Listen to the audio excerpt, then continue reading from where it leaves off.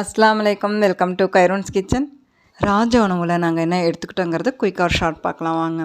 Apple, carrot, beetroot இதெல்லாம் cut பண்ணி mixie ஜாரில் போட்டு கொஞ்சமாக தண்ணி விட்டு பிளெண்ட் பண்ணி ஃபில்ட்ரு பண்ணி எம்டி ஸ்டொமக்கெலாம் நாங்கள் எடுத்துக்கிட்டது ஏபிசி ஜூஸ் எடுத்துக்கிட்டோம். ராகி கூழும் ரெடி ஆகிட்டுருக்கு. அதோட ஃப்ரூட்ஸ்லாம் நாங்கள் எடுத்துக்கிட்டது மாம்பழம், நவாப்பழம், மாதுளம்பழம் இதெல்லாமே எடுத்துக்கிட்டோம். மாம்பழத்தை தோல் நீக்கிட்டு கட் பண்ணி எடுத்து வச்சோம் அப்படின்னா சாப்பிடும்போது ரொம்ப ஈஸியாக இருக்கும், டேஸ்ட்டாகவும் இருக்கும் இல்லைங்களா. இதோட நவாப்பழமும் எடுத்துக்கிட்டோம்.